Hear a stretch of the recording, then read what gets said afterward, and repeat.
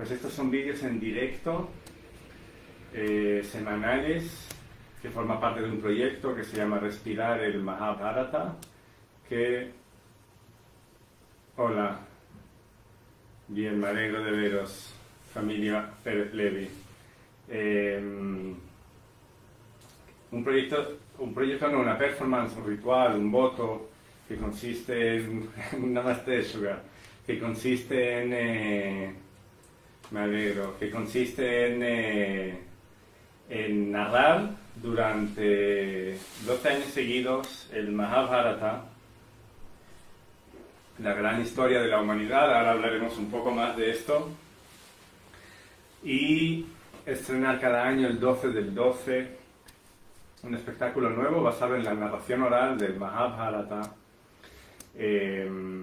Y también hay un blog donde cada 15 días escribo algo sobre esta gran obra. Es un proyecto que empezó en una performance, no sé por qué estoy intentando cambiar la costumbre de llamarlo proyecto. Es un acto ritual, un voto, una performance, como eso que la gente que antes, en los 70, alguien se ponía pues una semana entera en un cubo de cristal o estas cosas, pues esto es parecido. Es como alguien que durante 12 años dedica su vida a investigar y narrar esta historia. Ahora estamos en el 5º año de este proceso y muchas cosas están cambiando en mí y en el entorno sin duda, pero quiero decir en mi acercamiento a este proyecto. Este año estoy bastante revisando todo, de cómo encarar este material, este proceso, estos 12 años que entré en ellos sin dudarlo, pero también sin saber muy bien dónde me metía.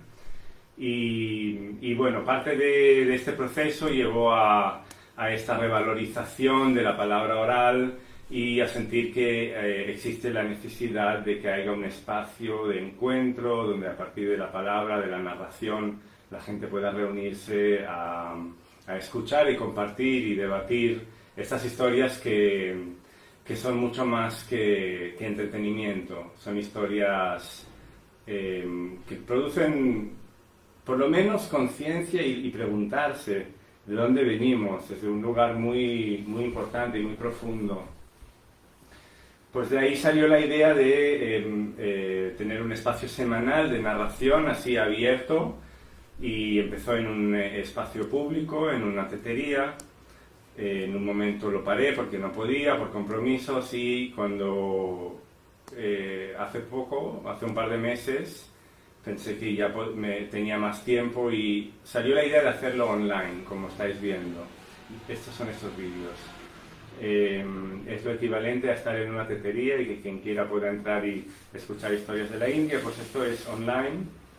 Algunas cosas cambian, el contacto es distinto, pero también permite que reunir a personas interesadas desde lugares más lejanos de Barcelona, como por ejemplo hoy tenemos un visitante de la India misma y gente que sé que estáis en Mallorca, que no podríais venir a Barcelona. Bueno, pues es una de las magias que tienen estos medios.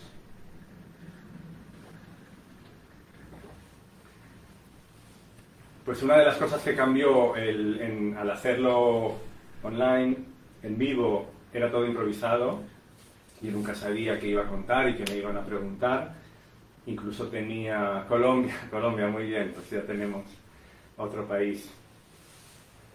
Y yo no sabía...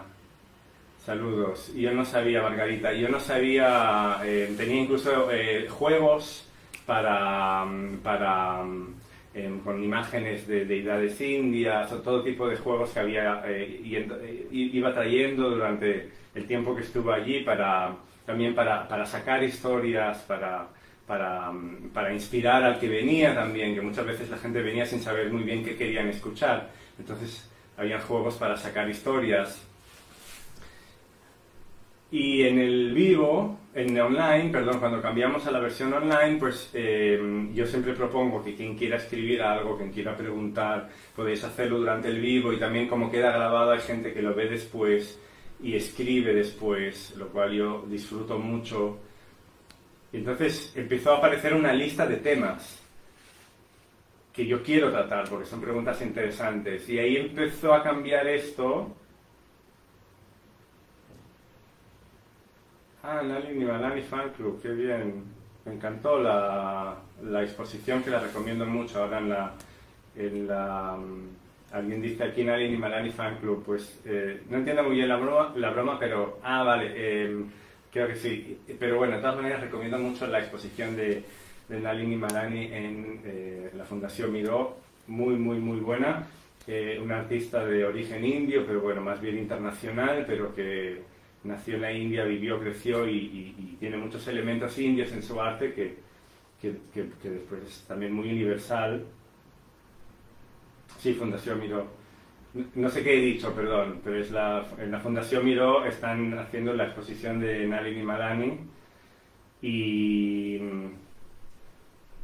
bueno, afecta mucho esa exposición, la recomiendo mucho, y muchas veces que hablamos aquí del plano intermedio, pues hay una parte de la exposición que es toda una inmersión en este plano intermedio. Yo me quedé allí como, no sé, un buen rato, no sé, se me fue el tiempo, simplemente sentado, porque no hay nada que mirar, esto te rodea por todas partes, y entonces la mirada empieza a ir hacia otro lugar, no es un objeto de percepción. Y un poco estas historias funcionan así también, porque muchas veces lo que hacen es despistar a la atención para ir como...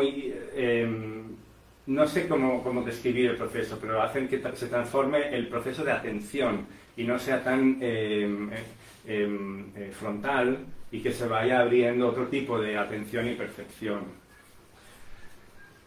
Bueno, estas son estas historias, y son estos vivos, y entonces toda esta introducción la hago, bueno, porque siempre improviso un poco la introducción. En vez de tener un texto preparado, prefiero cada vez introducirlo de otra manera, también para ver qué pasa y a dónde me lleva, para trabajar esto del vivo, a ver también las intervenciones que aparecen. Y lo que quería decir es que está apareciendo una lista de temas que entonces yo prefiero tratar, y por eso algo que ha cambiado es que antes solo anunciaba cada tarde, cada semana recordaba que otra vez iba a estar en la tetería contando historias, y ahora ya aviso el tema que vamos a tratar, que siempre es solo una puerta por la que podemos entrar y después abrirlo a muchas otras opciones, porque como la idea es que cada uno pueda participar, pues esto también se puede ir mutando. Digo que empezamos con un tema y podemos llegar hacia otro. Bien, se me da miedo por el tiempo.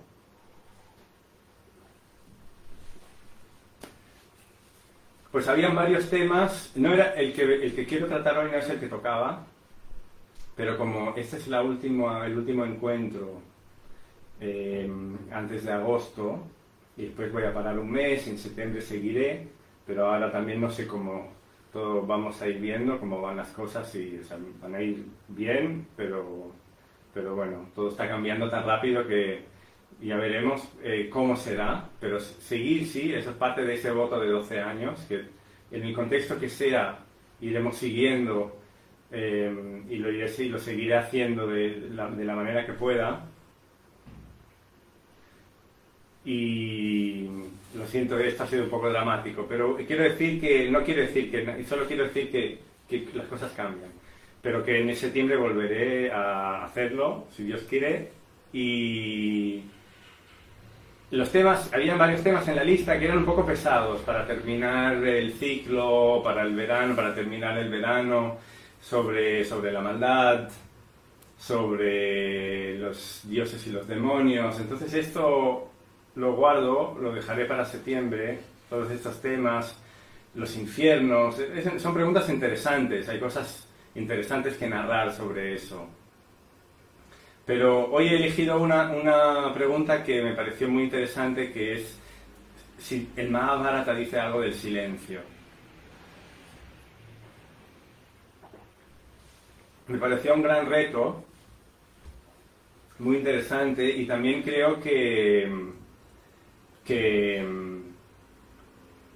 que no va, en un punto no voy a conseguir hablar de esto ahora, no sé si estoy preparado, pero es una pregunta que quiero mantener y seguir teniendo en cuenta, esa relación con el silencio del Mahabharata y de la narración en general. Y la mejor manera de recordar algo es hacerlo y que salga como salga, y después así se va recordando de aquella vez que lo hiciste, y así me acordaré. Mi idea es volver a ese tema cuando pueda y en el futuro tenerlo en cuenta, pero sí hacer un primer intento de hablar del silencio, que me encanta la pregunta porque es en sí ya paradójica. Para hablar del silencio, pues claro, ya es contradictorio. Pues, bueno, hola Noelia. Estamos hablando del silencio en el Mahabharata. Si el Mahabharata dice algo del silencio, pues primero, ¿qué es el Mahabharata? Porque, bueno, si vamos a hablar de qué dice el Mahabharata del silencio, pues primero el Mahabharata es la historia de una guerra, y ya de entrada ahí ya tenemos un reto, hablar del silencio en una guerra.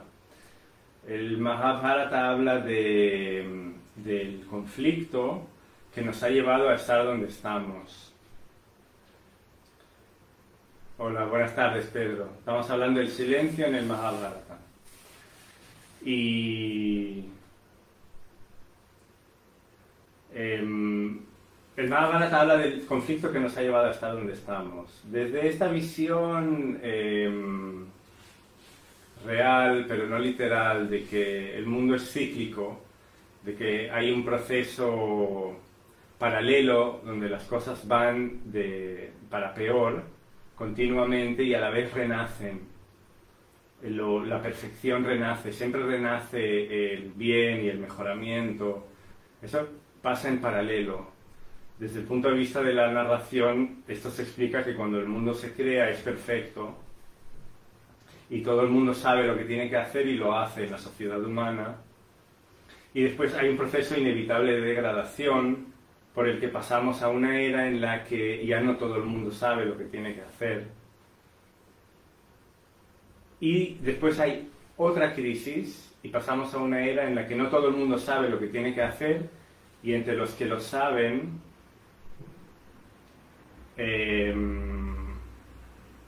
lo voy a mirar esto del silencio.com que pones Peter Brook, el silencio.com. Lo voy a mirar, no lo conozco. Y después, esta era en la que no todo el mundo sabe lo que tiene que hacer, y entre los que lo saben no todos lo hacen, no necesariamente porque no quieren, a veces porque no pueden. Hay una gran crisis y pasamos a la era en la que nadie sabe lo que tiene que hacer. Que no lo olvidemos, tiene la semilla de la era perfecta, porque de aquí renacerá otra vez la era perfecta. La era en la que nadie sabe lo que tiene que hacer es la nuestra, es la era de la confusión.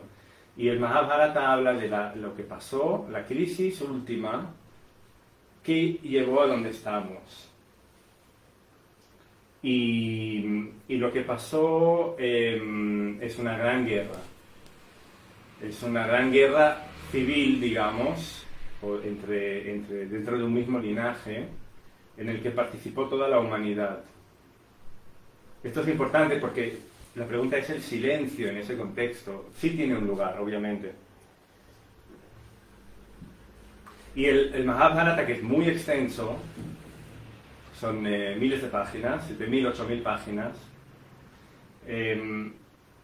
explica toda la historia desde la creación hasta el nacimiento del abuelo de los protagonistas de esta guerra.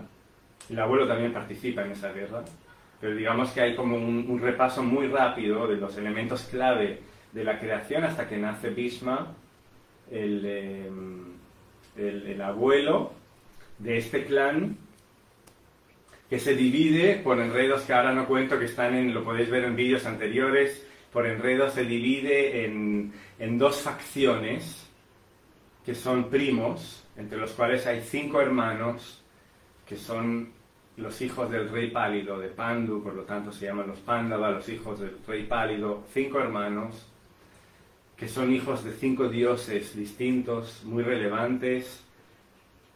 O sea, son hijos del rey pálido, pero él no podía, tenía una maldición y no podía tener relaciones sexuales, o podía, pero cuando lo hiciera moriría.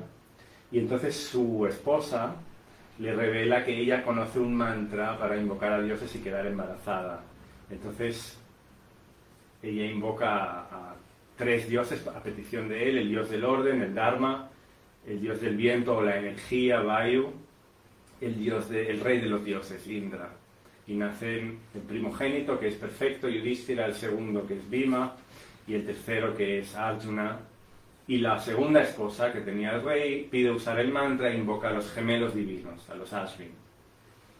Y nacen los gemelos Nakula y Sahadeva. Si alguien tiene alguna pregunta de esto, lo podemos responder, o podemos también para otra vez dejarlo, pero si queda alguna duda podéis preguntar, y la idea es esto: a partir de aquí ir desentramando diferentes historias. Pero estos son los Pándava, por eso son hijos de un rey pálido, pero también de los dioses, porque legalmente son los herederos de ese rey, pero a la vez son hijos de los dioses. Se casan todos con una misma mujer, que nació del fuego, que está destinada a hacer caer todo el clan de los guerreros, porque se está volviendo abusivo. Y el mayor de estos hermanos, que es perfecto, que es la representación del orden, él nos servirá un poco de guía para el silencio también. Él recibe la misión de instaurarse como emperador mundial. Es algo que le piden desde los otros mundos. Tiene que hacerlo, aunque ya le dicen que es muy peligroso. Si algo sale mal, se destruirá el mundo, pero tiene que intentar hacerlo. Bueno, pues ellos tienen 100 primos, hijos de un mismo rey, que es un rey ciego, que está casado con una mujer que no le habían dicho que la casaban con un rey ciego. Y entonces cuando ella descubre, cuando llega al reino, es una princesa, la casan con un rey, y cuando llega le dice su criada: el rey con el que te han casado es ciego. Entonces ella dice: sí, pues yo también no veré más. Y se tapa los ojos con una venda y ya no vuelve a ver, no se la quita nunca más. Esa es la pareja que tiene 100 hijos, de una manera muy mágica también, pero tienen 100 hijos que odian a los otros 5.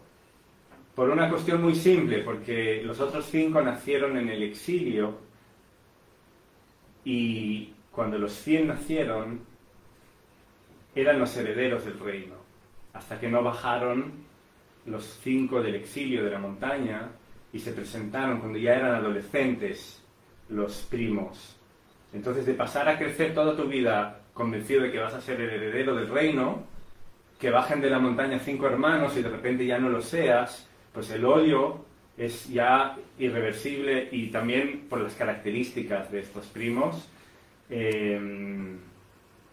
Este conflicto de herencia no se soluciona, y cuando el mayor de los 5 hermanos, el mayor de los Pándava, se instaura como emperador universal, todos los reinos le rinden tributo, sus primos celosos le invitan a un juego de dados amañado, que él sabe que está amañado, pero él dice que él no puede rechazar ningún reto, y juega y lo pierde todo, incluso a sí mismo, hasta que al final los mandan al exilio a causa de este juego, 12 años, más la condición es que estén un año más, el año 13, escondidos, y si no los descubren, si los descubren tienen que estar 12 años más en el exilio. Si no los descubren, en principio les tienen que devolver el reino. Cuando pasa el año en el que están escondidos, que es justo este año que estoy trabajando, en este 5.º año del proyecto, están un año entero escondidos en un reino con identidades falsas. Cuando vuelven, por supuesto que nadie les va a devolver ninguna tierra, y ahí viene la guerra. Entonces se declara la guerra, mensajeros van y vienen, se dan opciones de retirarse. Todos los consejeros de los 100 primos, de los Kauravas se llaman, porque son descendientes de Kuru, de un rey muy importante, todos los consejeros les dicen que no lo hagan, que esta guerra va a destruir todo el clan. Nadie va a ganar. Estamos acercándonos al silencio del Mahabharata. Y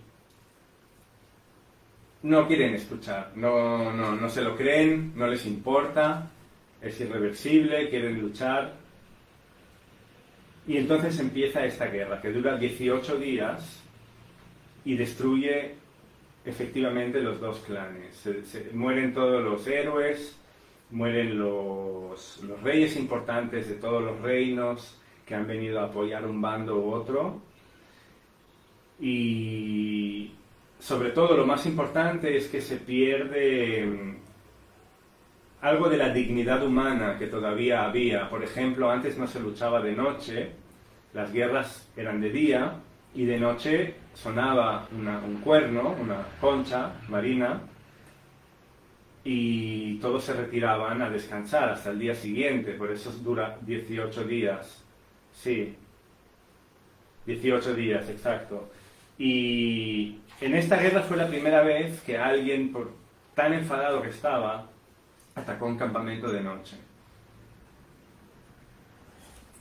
De hecho, de este acto tan cruel viene bastante el Mahabharata porque él intentó matar a todos los hijos de los Pándava, intentó destruir el linaje matando a todos los hijos, y uno se salvó. Lo revivió Krishna, que es un amigo de la familia, ahora hablaremos de Krishna. Y este que revivió, el hijo de él es el que pidió hacer un ritual de 12 años para matar a todas las serpientes de la tierra. Y en esos 12 años se contó todo el Mahabharata y después de eso se siguió contando para nuestra era. Entonces la transmisión de la historia, de esta historia que hace que recordemos cómo eran las cosas antes y tengamos un enlace con el conocimiento que quedaba, es gracias a ese niño que se salvó de esa matanza en la noche al final de la guerra, que fue una más de las caídas que se hizo de la dignidad humana. Y ahí empezó esta era en la que estamos buscando el renacimiento de la era perfecta.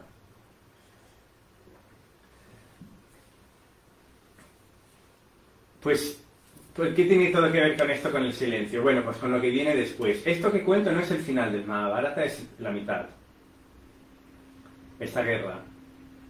Y termina con la victoria aparente de los Pándava. Yudhishthira, el antiguo emperador del mundo, el hijo del Dharma, vence, sus hermanos sobreviven todos, pero lo que ha quedado es una desolación. Están deprimidos, no hay ninguna celebración, porque nadie ha ganado. Están destrozados por todo lo que ha pasado. Y lo que viene después es que este abuelo del que decía, el que es un poco un pilar en toda la historia, que a partir de él empezaba la historia, digamos, la historia más comprimida del Mahabharata, se llama Bhishma. Él muere cuando quiere. Esto también ha aparecido en otros vídeos, lo podemos repetir si alguien quiere otra vez. Él muere cuando quiere, entonces él queda en el suelo, clavado con flechas, y decide esperar a que termine la guerra para volver a encontrarse con sus nietos, que vienen y le piden consejo vital. Y entonces toda la segunda mitad del Mahabharata es el consejo vital de Bhishma. Son muchos historias y textos esotéricos y filosóficos y éticos, como un legado para la continuación, para lo que quede después. Y bien, me alegro que sea interesante, lo es. Es una historia que parece que sea una historia, no es más que una historia, pero llega tan profundo que uno lo nota. Uno lo está escuchando y dice, no sé qué pasa, pero algo aquí va en serio, algo aquí es de verdad. Para mí el Mahabharata tiene esto, incluso con esa historia de esta persona en el suelo clavado con flechas que espera su muerte y aquí antes de desencarnar cuenta todo lo que tiene y después él elige partir, digamos, de su cuerpo el día del solsticio de invierno. O sea, en el momento en el que los días empiezan a hacerse más largos. Porque entonces esto significa que tiene más posibilidades de que partir hacia el mundo de los dioses. Bueno, pues son muchos detalles que estoy intentando resumiendo, pero en esa desolación de que han ganado pero han perdido todo, se ha perdido una era, se ha perdido algo de la humanidad, lo único que tienen es el reino, pero ese Yudhishthira ya lo dijo desde el principio, cuando sus hermanos le dicen ¿por qué aceptamos las normas de ese juego de dados amañado? ¿Por qué jugaste hasta el final? ¿Por qué no nos levantamos en medio de la asamblea y los matábamos ahí mismo? Dice el segundo, Bhima, que él tiene poder de hacerlo. Porque él lo mira a su hermano como salto ya y el otro lo para. Y Bhima dice, pero me hubieras dejado, hubiera salido y los mataba allí, nos estaban engañando, nos estaban robando.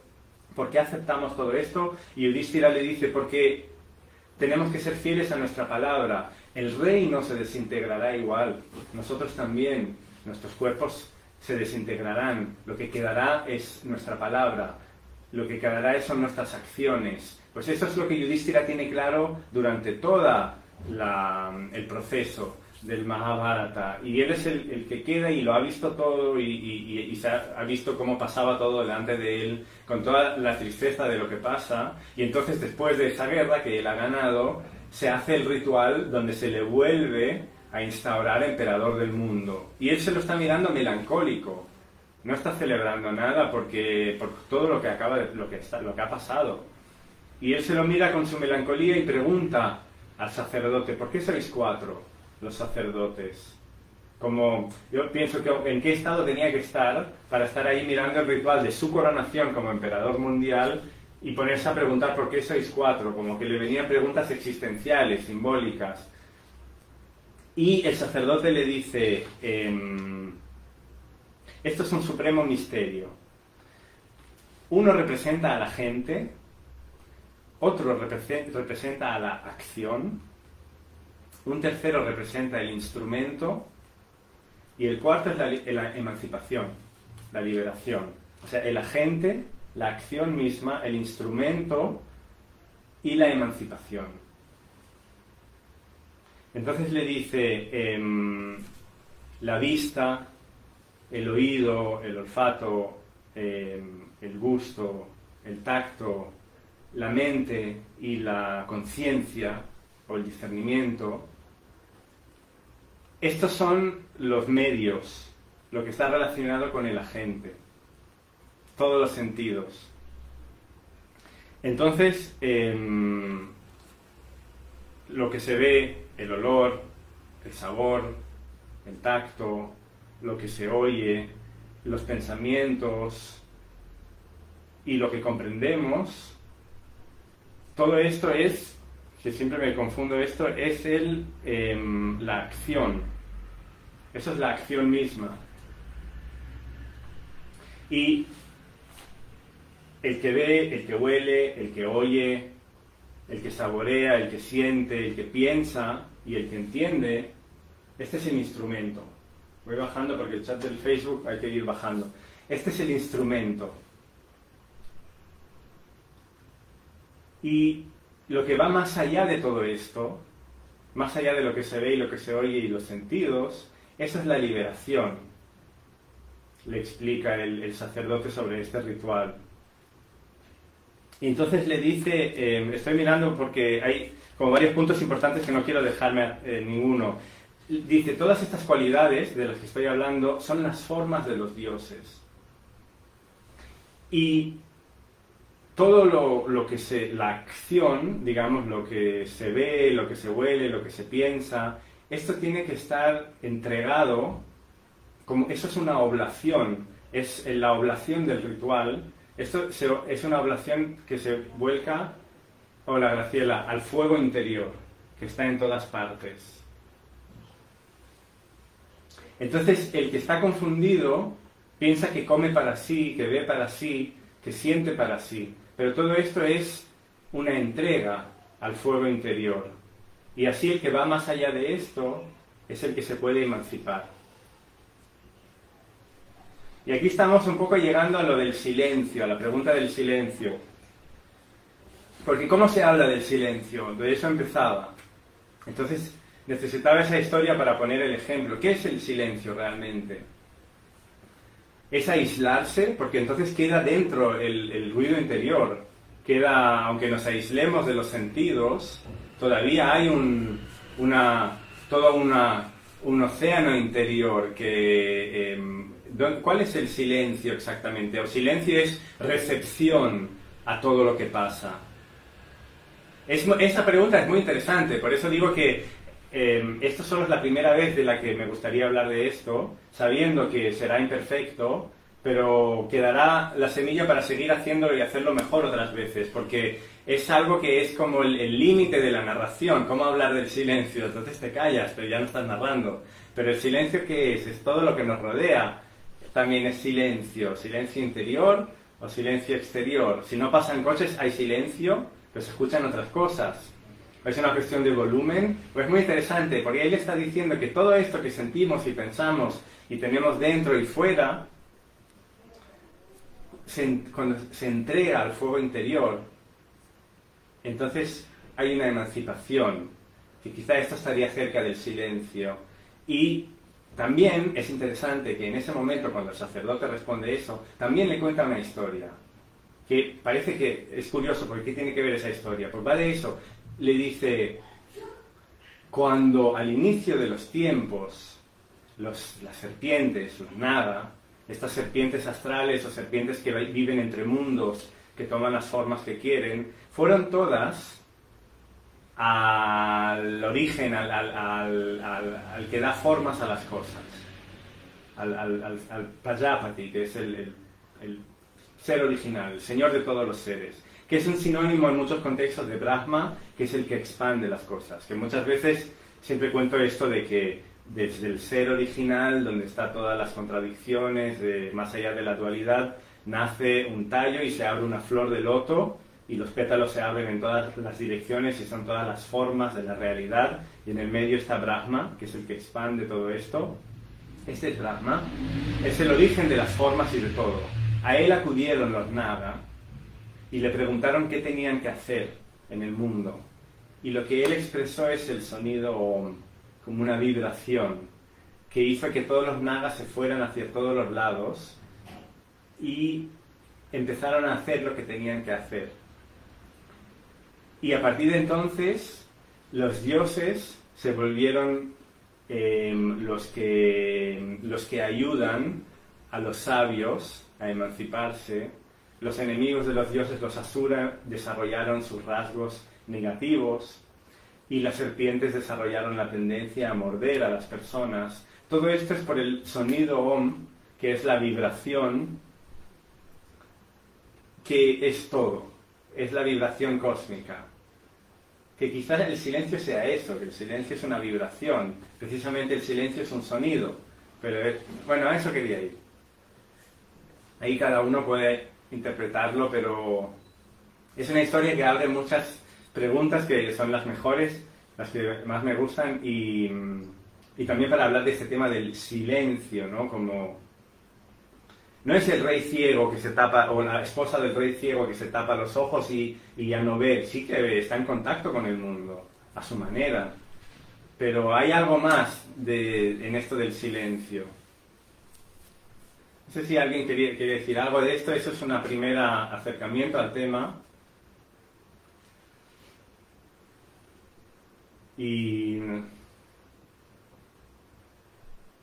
bueno, yo intento que no sean monólogos, pero si alguien quiere decir algo, a veces también sé que es cuestión de conexión, porque a veces hay comentarios que los veo solo después por alguna razón, pero bueno, la palabra está abierta. Y después yo voy enlazando con otro punto del Mahabharata. Esto que he contado es la historia de después de la guerra, cuando Yudhishthira pregunta ¿por qué sois 4 oficiantes? Y le dicen, esto es el agente, la acción, el instrumento y la emancipación. El instrumento es el que percibe, la acción es lo percibido. el agente es el sentido, y la emancipación es ir más allá de eso y ver que todo esto es como un sonido, una vibración. Quizá ahí esté el silencio, y eso es después de la guerra, que le responden eso. Y otra parte muy importante del Mahabharata, si la pregunta es el silencio en el Mahabharata, pues es la Bhagavad Gita, que esto lo conoce la mayoría de las personas ya, es cuando empieza la guerra, en estos 5 hermanos que estaba diciendo, el tercero, que es el guerrero perfecto, que de él se espera la victoria. De hecho, es el único que puede ganar esa guerra por los regalos que le han hecho los dioses, por las armas que tienen. Ahora voy, que he visto que ha saltado algo en el Instagram. Este es Arjuna. Y él justamente no quiere luchar. Y entonces su amigo, que es Krishna, que va en el carro con él, le dice, espera, escucha una cosa. Y lo que le dice en el Mahabharata se llama Bhagavad Gita, el canto del Señor, porque Krishna es un avatar divino. Bhagavan significa la fuente universal. Es el canto de la fuente universal, que es lo que canta o lo que explica aquí Krishna en el carro a Arjuna, que es el sentido de la realidad. Y ahí habla del silencio. El silencio, la palabra sagrada que está entre líneas, como lo dijiste antes. Bueno, esa es mi manera de explicarlo. Es mi manera, una de mis maneras favoritas. Y parece que habla también de esto aquí. Sí.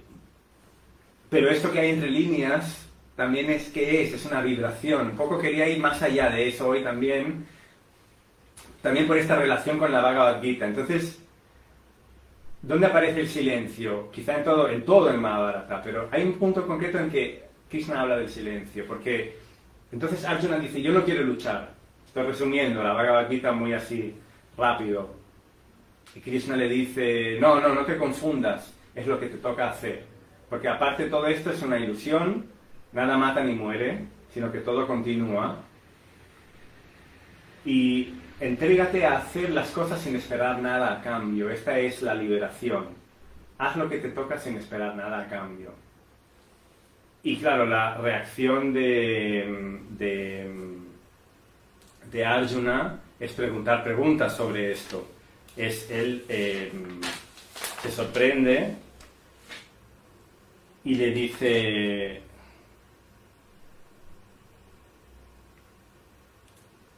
Bueno, no lo tenía apuntado, pensaba, pero siempre la Bhagavad Gita produce Arjuna le pregunta cómo se hace esto. Y entonces Krishna le habla de que estas impresiones, estas cosas que sientes, que piensas, no son toda la realidad. Entonces, apegarse a eso, querer eso, querer tener estas impresiones, es lo que lleva a la confusión. El sabio las deja ir, y es como una tortuga que retira las extremidades dentro del caparazón. Es como una imagen que usa, porque el sabio no persigue las emociones y las sensaciones. Y ahí usa la palabra muni, que es silente. Por eso la pregunta viene del silencio en el Mahabharata. Le pregunta, ahí usa la palabra, esto es el silencio, el no perseguir ni los pensamientos, ni el bien o mal, ni el discernimiento de esto o lo otro, ni las sensaciones. Y entonces Arjuna le pregunta, pero ¿cómo se puede hacer esto si la mente no para de moverse como el viento? Es incontrolable. Y bueno, Krishna le cuenta muchas cosas, pero le dice, entrega todo a mí. No hagas las cosas por discernimiento y tus decisiones y para conseguir cosas. Hazlo ríndete a mí. Y es interesante porque todo esto es en el contexto de una guerra, pero es una guerra que varias veces, en momentos clave, el Mahabharata recuerda que no es solo la guerra que parece, porque dice que el campo en el que pasa está dentro de todos nosotros, el campo en el que transcurre esa guerra. Está dando pistas en momentos clave de que es una guerra, de que no es solo esa guerra que pasó entonces, es continua. Y justamente el lado en el que está Arjuna es en el que lucha Krishna, que es la fuente universal. Y Krishna dice, ríndete a mí y deja que actúe la fuente universal a través tuyo. Y ahí viene la otra pregunta, que es, entonces, ¿quién es Krishna? Ríndete a mí, pero ¿quién es Krishna? Que es este señor azul que está al lado de él, azulado. Pues, bueno, ahí aquí alguien, a ver. Esta la narración de quién es Krishna. Termino esto ahora y leo lo que alguien ha puesto. La narración de quién es Krishna es todo el Mahabharata y todas las historias. Porque esto es lo que Krishna después dice. Yo soy lo que está en el corazón de todos. Yo soy lo que mueve el mundo. Yo soy lo que ordena las cosas. Yo soy el rey de los dioses entre los dioses. Entre tus hermanos, yo soy tú, Arjuna. Le dice, bien, lo que decía de que a última hora he venido con prisas y no tengo la Bhagavad Gita, pero 10.23 es mi verso favorito, donde Krishna dice, yo soy entre los espíritus elementales, soy el Kuberas, el rey de los espíritus. Entre los ancestros soy Yama, el dios de la muerte y de los ancestros. Son las direcciones, norte-sur. Entre los dioses soy Indra, el rey de los dioses, el este. Bueno, es el verso 10.23, resume mucho, pero hay como toda una transición por toda la cosmogonía que en estos encuentros presento. Todo esto es Krishna. Entonces le está diciendo, entrégate a mí, ríndete a mí, como ríndete al mundo. Eso es muy, muy poético. El silencio podría verse como un aspecto del principio, lo no manifestado, el conjunto de posibilidades. El sonido es la manifestación. Por ello el silencio impone porque sería de algún modo indefinidamente más grande que el sonido. Claro, y entonces la pregunta es si ya estamos manifestados, el silencio, ¿qué? ¿Lo podemos escuchar? Lo que parece que en la Bhagavad Gita propone, a mi nivel de entenderlo, es que escuchar el silencio es actuar. Porque formas parte del mundo. Como que está insistiendo en eso. Dice, ni ser de los que se piensan que los resultados son fruto de sus acciones, no confundirse como estos que se piensan que lo que ha pasado es por lo que han hecho ellos, ni no actuar. O sea, no está hablando de pasivo, de otra acusación que se hace que es una visión pasiva, no está hablando de no actuar, pero tampoco no está hablando de pensarse que las cosas pasan porque tú has hecho algo. Y yo creo que en un punto el silencio del que está hablando es como dice, cuando se pronunció el Om, todos los seres hicieron lo que les tocaba. Como es escuchar este origen. En el silencio nos encontramos con nuestro ser. Sí. Sí, lo que a mí... Sí.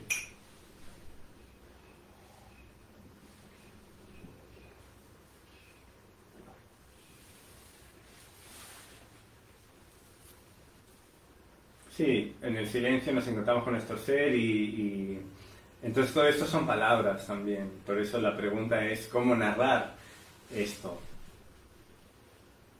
Por eso también creo que el reto aquí de encontrar historias que hablen del silencio está en también esto de...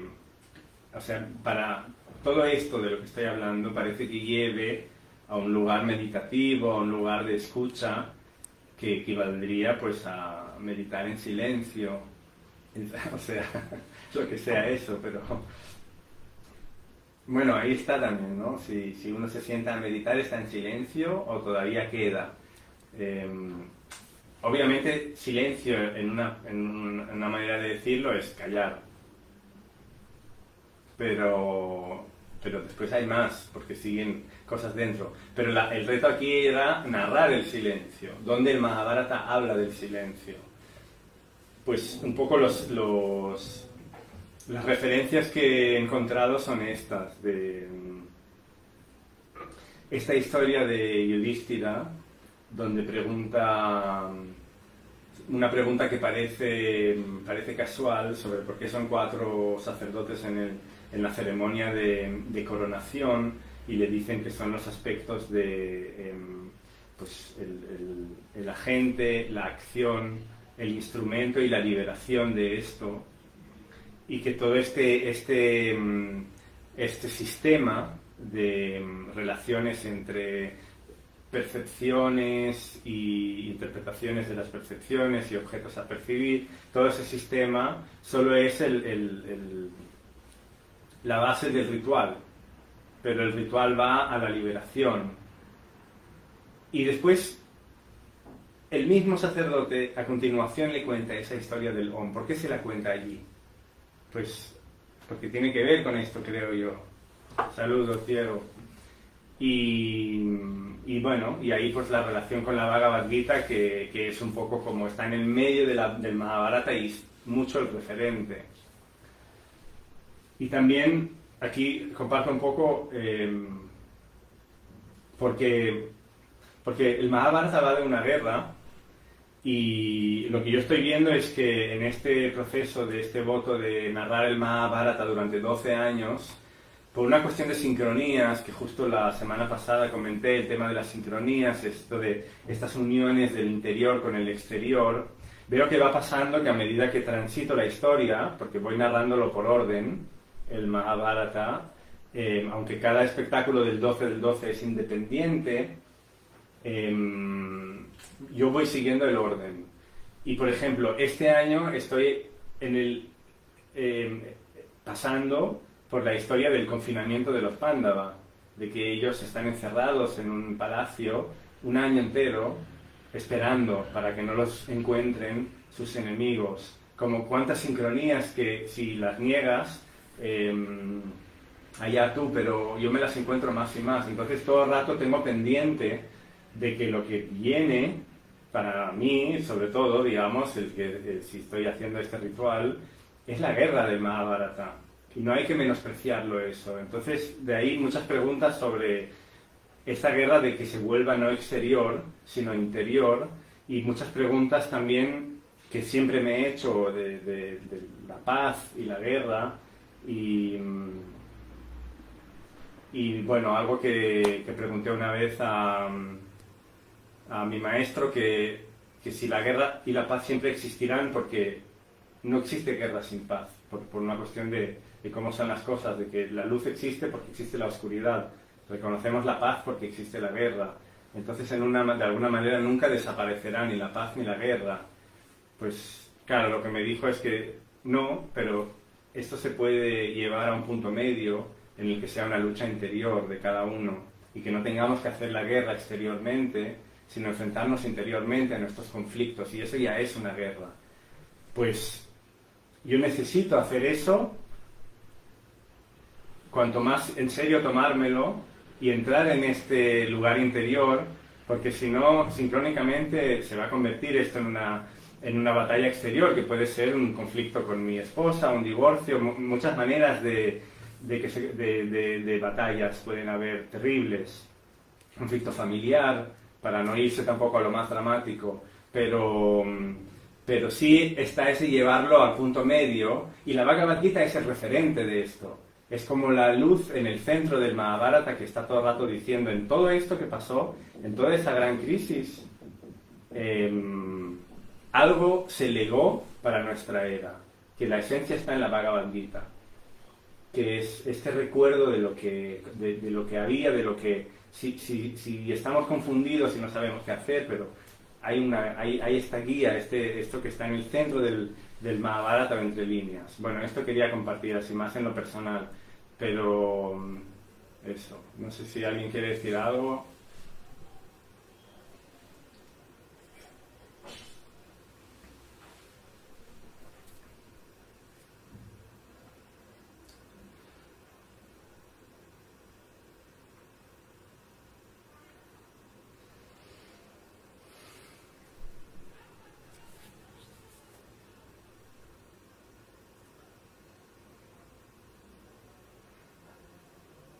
Si no, y si alguien está viendo el vídeo después, con estos silencios en el medio, pues también son momentos para pensar, ¿no? Cada uno sobre estas cosas.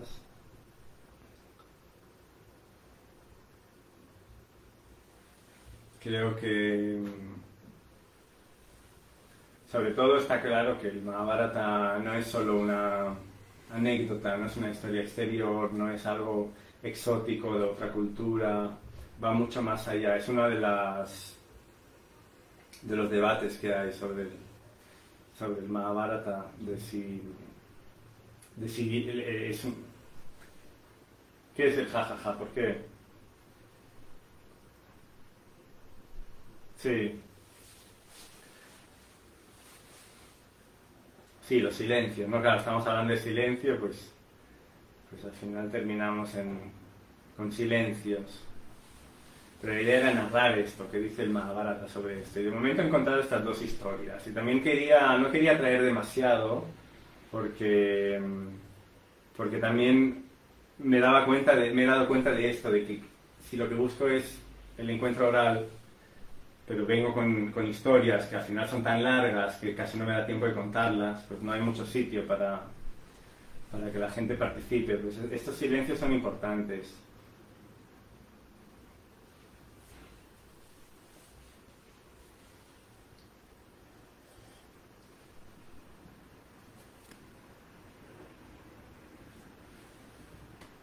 La guerra está, sí, a ver, la guerra hoy aquí y ahora está dentro de cada ser humano, es psicológica.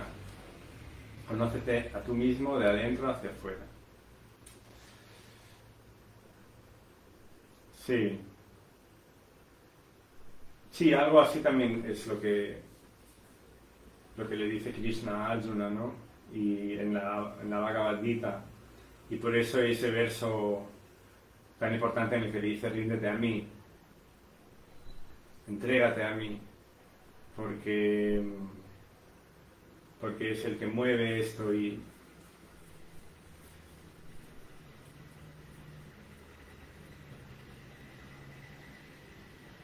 una de las cosas que aparecen mucho en estas historias, bueno, mucho, constantemente, porque es la base de todo, es esta relación entre los Asura y los Deva. Los Devas son los luminosos, los dioses que salen el brillo que sale de la conciencia, que en el discurso del sacerdote le dice a Yudhishthira, al rey, le dice: todas estas percepciones son las formas de los dioses.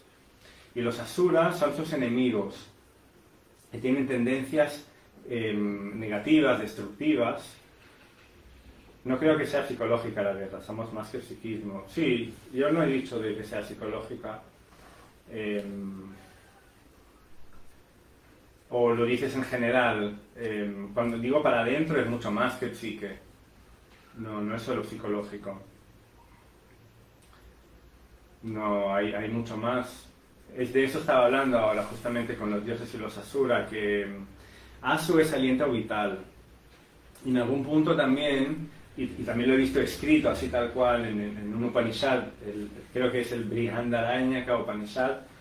Son cosas que si alguien quiere la cita exacta, yo en su día fui más académico, ahora en ese proceso de narración de 5 años cada vez menos, pero las puedo encontrar esas citas y compartirlas si a alguien le interesa en privado, por escrito.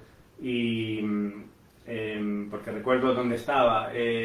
Habla de que lo exterior son los Asura, está relacionado con los Asura, y para adentro están los Deva.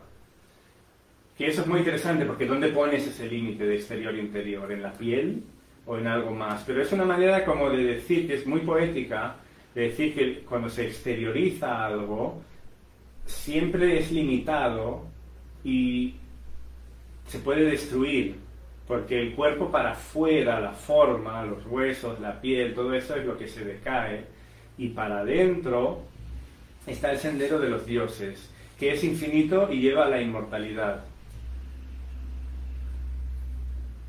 Son como elementos poéticos que completan cosas, pero no está hablando de psique. Psique sería como la mente, solo manas, es uno de los sentidos. Es el sexto sentido es la mente y el séptimo es la conciencia o el discernimiento.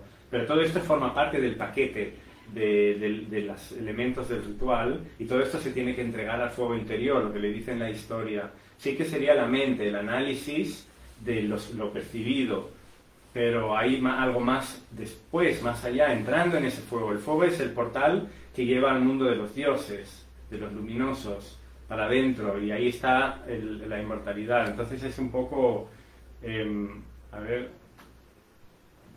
la guerra que tienen los Pándavas, la lucha interior que tenemos. Por eso me refería al silencio interior y así encontrarnos con el ser.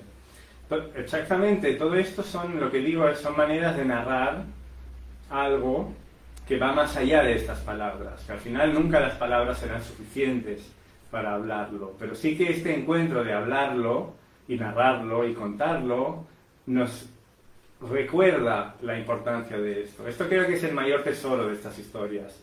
Nunca con estas historias se podrá definir esto, porque todo esto está más allá de las palabras. Precisamente la historia del sacerdote va de eso. Le dice a Yudhishthira que todo esto que ves y escuchas solo son los elementos que hay que entregar al fuego. Entonces ninguna de estas historias que cuento va a poder poner ahí, definir al final definitivamente algo.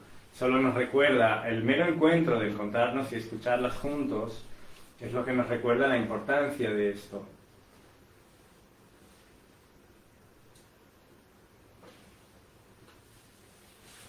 Y que al final también quiero añadir que no es algo tan esotérico, sino muy mundano, que es el buscar la paz, buscar la colaboración entre las personas.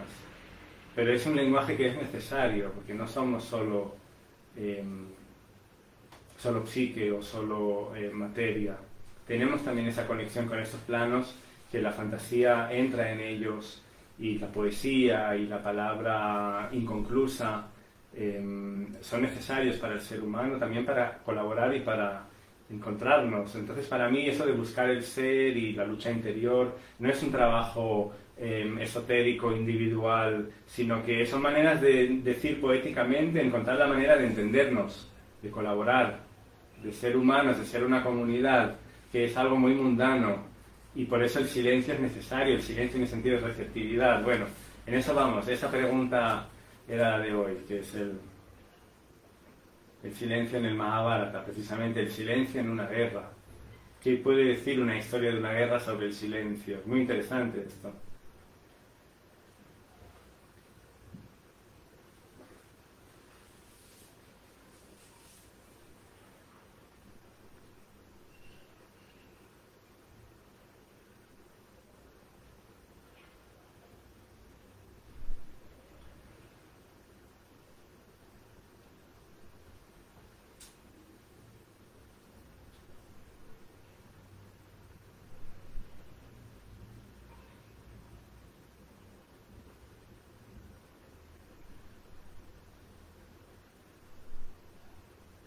Bueno, hay muchas cosas más que contar sobre el Mahabharata, pero hoy creo que el foco estaba en esto, entonces siento que ya no, si no hay preguntas o comentarios, no hay mucho que añadir por mi parte a las historias. Y bueno, gracias por todas las aportaciones. Y espero también, cuando respondo, yo estoy muy emocionado por lo que cuento, entonces, y también como no nos vemos ni nos sentimos, a veces espero que haya sido sensible la respuesta. A mí digo que haya quedado claro que me parecen todas las aportaciones interesantes e inspiradoras, y a veces respondo así brusco, es un poco por la emoción, pero esto, y un poco la actitud de todos estos encuentros es que la palabra siempre es válida cuando viene del corazón, y que siempre hay que escuchar.